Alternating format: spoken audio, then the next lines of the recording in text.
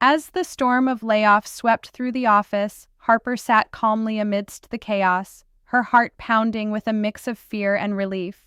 "Harper, after 12 years, we're eliminating your role," said Riley, her manager, wearing that insufferable grin she always did when delivering bad news. "Pack up your desk by Thursday."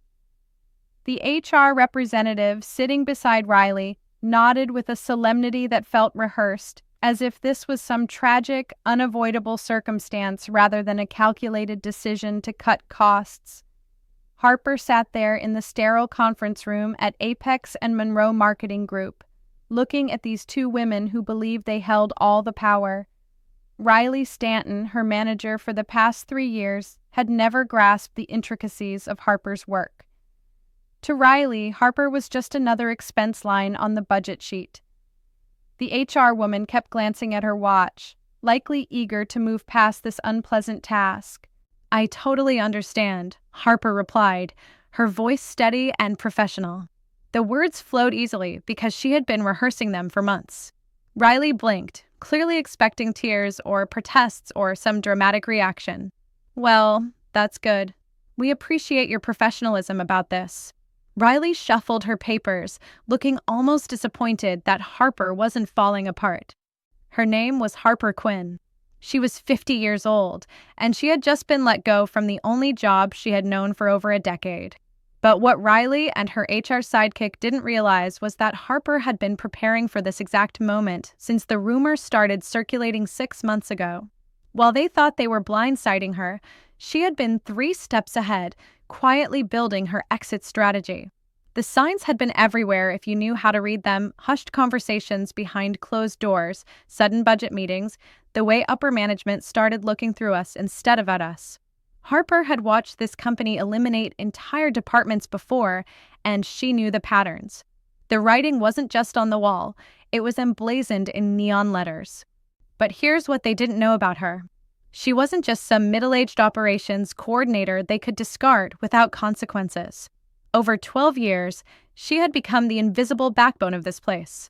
Every vendor relationship, every process document, every client preference was stored either in her head or in systems that only she knew how to navigate properly. "Is there anything else you need from me?" she asked, standing up and smoothing down her skirt. Riley shook her head. "Just make sure to return your badge and laptop when you leave on Thursday." "Of course," she said, already planning how Tuesday morning was going to unfold. They had no idea what was coming, but she could barely contain her excitement. This wasn't an ending. It was the beginning of the most satisfying week of her professional life. Walking back to her desk after that meeting, Harper felt strangely liberated.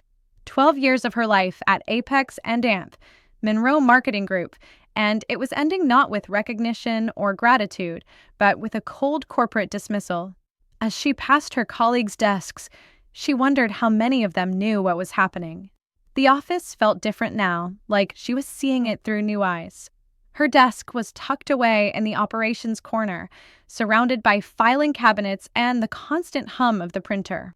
It wasn't glamorous, but from this spot, she had managed the intricate web of relationships and processes that kept this company running. Vendor contracts, client databases, workflow systems, all of it had been her domain for over a decade.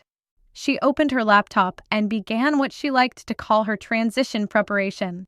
For months, she had been quietly backing up essential documents to her personal drives, not company property, but the processes and contact lists she had developed through her own relationships and experience. Every vendor she had cultivated, every client preference she had learned, every shortcut she had discovered, these were the fruits of her labor, not the company's assets. Her phone buzzed with a text from her friend Brooke, who worked in accounting. "Heard about the meeting. You okay?" Harper's fingers hovered over her phone, her mind racing with thoughts of what lay ahead. She texted back, "Trust me on this one." For weeks now, she had been in touch with competing firms, not actively searching for a new job, but maintaining connections with industry contacts who had been eager to recruit her for years. In particular, there was Ethan Brooks at Horizon Peak Creative, who had persistently suggested she consider a move. "The offer stands whenever you're ready," he had mentioned just last week over coffee. We need someone with your expertise and client relationships. At the time, Harper had smiled politely, stating she wasn't ready to leave. But now, sitting at her desk, knowing Thursday would be her last day, she felt prepared to make that call. As Riley passed by without making eye contact, likely relieved that the tough conversation was done, she had no idea she had just set off a chain of events that would reveal just how much the company relied on Harper's institutional knowledge. The vendor relationships Harper had built, the client preferences she remembered, the workarounds she had created when systems failed, all of it would vanish with her. Harper opened her personal contact list, making mental notes about which clients might be interested in following her to a new firm. After 12 years of exceptional service, she had built relationships that surpassed company loyalty. That evening, Harper sat in her kitchen, a steaming cup of tea by her side, and her laptop open, finally allowing herself to process what had transpired. The initial shock had faded, replaced by a calm determination that even surprised her. For so long, she had been the dependable one, the person who quietly fixed problems without seeking recognition. But being dismissed so nonchalantly had stirred something within her, a fierce desire to show them exactly what they were losing. She opened her email and found the message from Ethan Brooks that she had been saving for the perfect moment. "Harper, I know you've been content at Apex and AMP, Monroe, but our offer remains open. We're looking for someone to head up our client relations division, and honestly, you're the only person we want for the job. The salary is competitive, the benefits are excellent, and you'd have the autonomy to build the department the way you envision it." For the first time in months, Harper smiled genuinely. She crafted her response with care. "Ethan, I find myself in an unexpected position to consider new opportunities. Could we meet tomorrow to discuss the details?" His reply was swift. "Absolutely. How about lunch at Cascade Cafe at noon?" While she waited for his response, Harper began documenting everything she knew Riley and her team would struggle with once she was gone. The quarterly client presentation was scheduled for Tuesday morning, just 5 days away. It was Apex and AMP, Monroe's biggest pitch of the year, potentially worth millions in new business. The irony wasn't lost on her that they had chosen to eliminate her position just days before they would need her expertise the most. She knew that when her access was terminated on Thursday, it would trigger a cascade of problems. The client database was tied to her login credentials. The vendor payment system required her authorization codes. The digital filing system that housed years of client preferences and project histories was organized according to her personal methodology, one she had never fully documented because no one had ever asked. Her phone rang, interrupting her thoughts. It was her sister, Mallory, calling from Seattle. "How was work today?" she asked, as she always did. "Interesting," Harper replied. "I got laid off after 12 years. "Oh, honey, I'm so sorry. Are you okay? Do you need anything?" "Actually, I'm better than okay. I think this might be the best thing that's happened to me in years." Mallory paused, likely trying to determine if Harper was in shock. "Are you sure you're handling this well?" "Mallory, trust me. By next week, they're going to realize that letting me go was the biggest mistake they could have made. And soon, she would be stepping into a role where her contributions would genuinely be appreciated." As Harper ended the call, she felt a rush of excitement. Thursday couldn't come soon enough. Once her access was terminated and the chaos began, there would be no turning back for any of them. Tuesday morning arrived with a brisk autumn chill that made everything seem possible. Harper had spent the weekend at her favorite cafe, Cascade Cafe, having the most productive business lunch of her career with Ethan Brooks. By Sunday evening, she had signed an offer letter as Director of Client Relations at Horizon Peak Creative, with a start date the following Monday and a salary bump that made 12 years of being undervalued at Apex and AMP Monroe feel like a distant memory. But the real satisfaction would come today. Harper arrived at Apex and AMP Monroe at her usual time, 7:30 a.m., carrying her regular coffee and acting as though nothing had changed. Riley wouldn't get in until 9, and the quarterly presentation wasn't scheduled until 10. That gave Harper just enough time to watch the morning unfold exactly as she had predicted.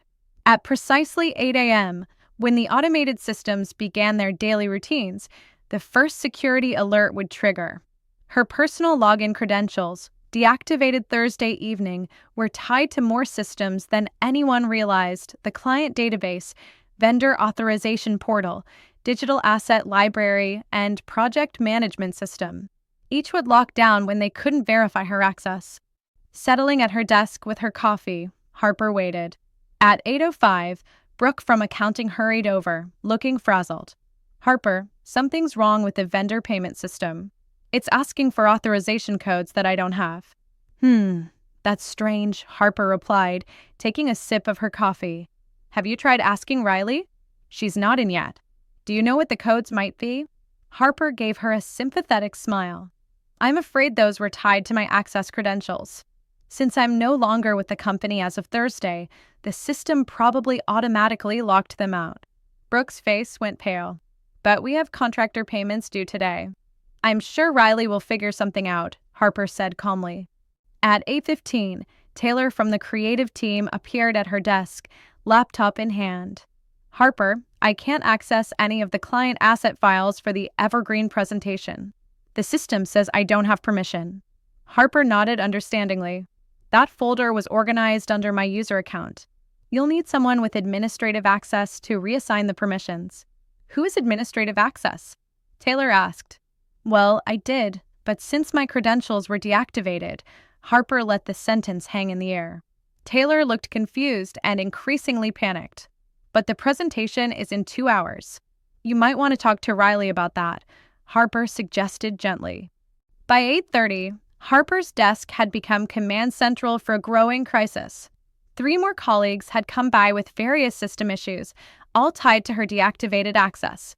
The beauty of it was that Harper wasn't being difficult or withholding information. She was simply no longer authorized to help, and no one else had been trained on these systems. At 8:45, Riley finally rushed in, looking harried and clutching her phone. She had obviously been fielding calls from home. She beelined straight to Harper's desk, her earlier smugness replaced by barely controlled panic. "Harper, we need to talk," she said, trying to keep her voice low. "There seem to be some technical issues that we need your help resolving." Harper looked up at her with complete innocence. "I'd love to help, but as you mentioned Thursday, my role has been eliminated. I'm just here cleaning out my desk until Thursday. But surely you can help us access the client files for this morning's presentation." "I'm afraid I can't access those systems anymore. My credentials were deactivated when HR processed my termination." The realization hit Riley like a wave, draining the color from her face as she stood at Harper's desk, her composure fracturing. Around them, the office buzzed with escalating panic as one system after another proved inaccessible. The quarterly presentation was less than 90 minutes away, and half the materials were locked behind security protocols only Harper had been authorized to navigate. "There has to be something you can do," Riley said, her voice edged with desperation. "Can't you log in just this once?" "My access was terminated as part of standard security protocol," Harper explained patiently. "HR would have done that automatically when they processed my separation paperwork. I couldn't log in even if I wanted to." This was only partially true. While her company credentials had indeed been deactivated, Harper had anticipated this exact scenario and ensured she had copies of essential documents on her personal devices. But Riley didn't need to know that. Taylor appeared again, this time with 2 other team members in tow. "Riley, we can't find any of the Evergreen Partners client preference files. Harper says they were in a folder tied to her account. What about backups?" Riley asked frantically. "I'm sure there are backups," Harper interjected helpfully. "But they would be in the archival system, which also requires special access permissions. It might help you, but that could take hours." As if summoned by their conversation, Evergreen Partners called. Harper watched Riley's phone light up with their number, and Riley shot her a pleading look before answering. "Good morning, Mr. Evergreen."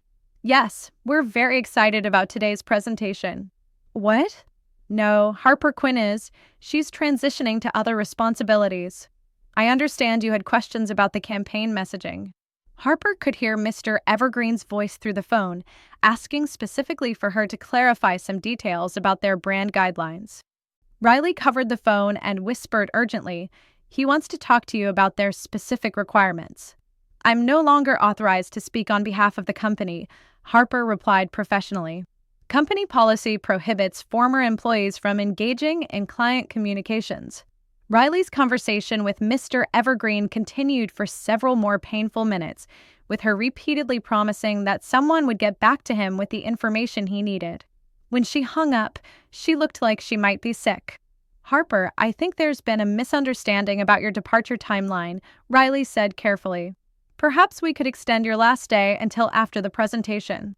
Harper tilted her head thoughtfully. "That's an interesting idea, but my paperwork has already been processed. I've already accepted another position that starts Monday. Changing the timeline now might create complications with the new company." This was the moment Harper had been waiting for. Riley's eyes widened as she processed what Harper had just told her. "You've accepted another position." "Oh, yes. I should have mentioned that sooner. Horizon Peak Creative offered me a director role. I'm very excited about the opportunity." Harper didn't need to spell out that Horizon Peak was one of Apex and Anth, Monroe's biggest competitors. Riley was smart enough to connect those dots herself. Harper could see her mind racing, probably calculating how many clients knew her personally and might consider following her to her new firm. The phone at Riley's desk rang again, then Taylor's phone, then Brooks.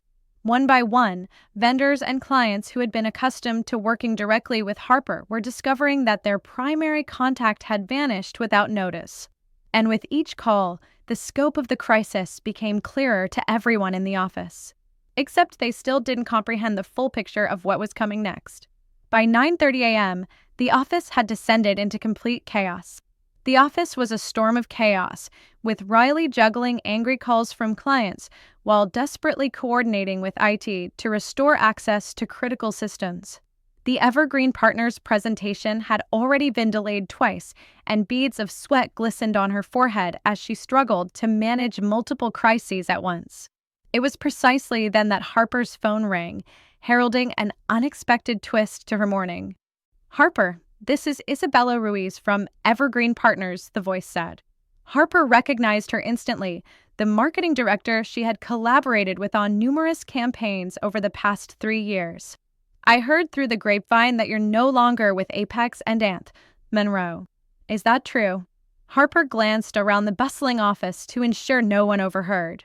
"Yes, my role was eliminated last week." "That's unfortunate for them," Isabella replied, a smile evident in her tone. "I don't suppose you'd be interested in hearing about some new opportunities. We've been considering bringing some of our marketing work in-house, and we need someone who understands our brand voice." This was an unforeseen development, but a welcome one. "I'd certainly be open to discussing it." "Perfect. Are you available for lunch today? I know it's short notice, but we're moving quickly on this." "I think I can make that work," Harper said, watching Riley frantically rifling through filing cabinets. After the call ended, Harper noticed Brooke from accounting hovering nearby, looking anxious. "Harper, I hate to bother you, but we've got a serious problem with the Sterling Ventures contract. They're saying their payment is 3 weeks overdue, but I can't find any record of the invoice in our system." Harper nodded sympathetically. The Sterling invoices were always processed through a special workflow due to their unique billing requirements. It's documented in the vendor management folder, but that's locked with everything else. "Is there any way you could walk me through it?" "Just this once. I wish I could help, but I'm not authorized to access company systems anymore. Plus, there might be liability issues if I'm providing guidance on financial processes after my termination." This was true, but it was also convenient. Harper had no intention of solving their problems after how they dismissed her. At exactly 10 a.m., when the Evergreen presentation was supposed to begin, Riley announced to the office, "Due to some technical difficulties, we're postponing this morning's client meeting until later today." Harper checked her email and found 3 new messages. The first was from Ethan Brooks at Horizon Peak confirming details about her Monday start date and asking if she needed anything for the transition. The second was from Isabella Ruiz suggesting they meet at Riverside Bistro for lunch. The third was from Javier Lopez at Sterling Ventures, asking why their regular contact person seemed to have disappeared. Harper responded to all 3 emails promptly, then stood up and gathered her purse. "Riley," she called out pleasantly. "I'm taking an early lunch today. I should be back around 2." Riley looked up from her computer screen, her eyes wild with stress. "Actually, could you stay through lunch? We really need to sort out these system issues." "I'm afraid I have a prior commitment," Harper said. "But I'm sure you'll figure everything out." As Harper walked toward the elevator, she could hear phones ringing throughout the office and Riley's increasingly strained voice trying to manage the crisis. The elevator doors closed just as she saw Riley pick up another call, likely from yet another confused client or vendor. The real fun was just getting started. Lunch at Riverside Bistro was the most productive meal Harper had eaten in years. Isabella Ruiz from Evergreen Partners came prepared with a formal consulting proposal that would pay Harper more per month than she had been making at Apex and AMP, Monroe for an entire quarter. The thrill of validation washed over Harper as she listened to why they were eager to move forward. "Honestly, Harper, you were the only reason we stayed with Apex and AMP. Monroe as long as we did," Isabella said, slicing into her salmon. "You understood our brand better than their entire creative team. Once we heard you were available, it was an easy decision." Harper tried to contain her excitement. "I appreciate that," she replied. "When would you want to start? How about next week? We can work around your other commitments." Harper signed a consulting agreement right there at the table, aware that Riley was likely still scrambling to reschedule the presentation that should have spotlighted Evergreen Partners as a satisfied client. The irony was delicious. When Harper returned to the office at 2 p.m., the atmosphere had spiraled further into chaos. Riley was on the phone, seemingly doing damage control, while Taylor and 2 other team members were huddled over a computer, frantically trying to recreate client files from scratch. "Harper," Riley called out the moment she saw her. "We need to discuss extending your transition period. There are complications we didn't anticipate." "What kind of complications?" Harper asked innocently. "Several clients have called asking for you specifically, and we're having trouble accessing some of the project documentation." Harper nodded understandingly. "That does sound challenging. Unfortunately, as I mentioned, I start my new position Monday. Horizon Peak Creative is expecting me to begin client outreach immediately." The words landed with precision. Riley's face went pale as she realized that not only was Harper leaving, but she was taking her relationships directly to their competition. The final hours of Tuesday unfolded exactly as Harper had orchestrated. By 3 p.m., word had spread through the office that several major clients were inquiring about Harper's new role. The Evergreen Partners meeting had been rescheduled for Wednesday, but Isabella Ruiz had already informed them that Evergreen would be transitioning to work directly with Harper as an independent consultant. Sterling Ventures called again, this time speaking directly to Riley about their confusion over invoice processing and their preference for maintaining their working relationship with Harper. Javier Lopez was polite but clear. If Harper was no longer handling their account, they would need to reevaluate their partnership with Apex and AMP, Monroe. At 4 p.m., Riley appeared at Harper's desk one final time, looking defeated. "Harper, I think we may have made a mistake with the timing of your departure," she said carefully. "Is there any possibility of reconsidering the new position? We'd be willing to discuss a significant increase in compensation." Harper looked up from her computer, where she had been responding to emails from 3 other former clients who had heard about her availability. "That's very generous, but I've already committed to Horizon Peak. And honestly, after 12 years here, I'm excited about the fresh start." "What about a consulting arrangement just to help with the transition?" "My non-compete agreement with Horizon Peak wouldn't allow that," Harper lied smoothly. There was no non-compete, but Riley didn't need to know that. As Harper packed up the last of her personal items, she reflected on how perfectly everything had fallen into place. Tomorrow, she would officially clean out her desk and say goodbye to Apex and AMP, Monroe forever. Monday, she would start fresh at a company that valued her expertise. And in between, she would begin consulting work that would pay her more in 6 months than she had made there in 2 years. Sometimes the best revenge was simply letting people discover their own mistakes. As Harper walked out of Apex and AMP, Monroe for the last time, she realized that their short-sighted decision to eliminate her role had given her something far more valuable than job security. It had given her the courage to finally claim her worth in an industry that had undervalued her for too long. From devoted employee to empowered entrepreneur, Harper discovered that the greatest revenge wasn't in holding a grudge, but in surpassing every expectation they ever had for her.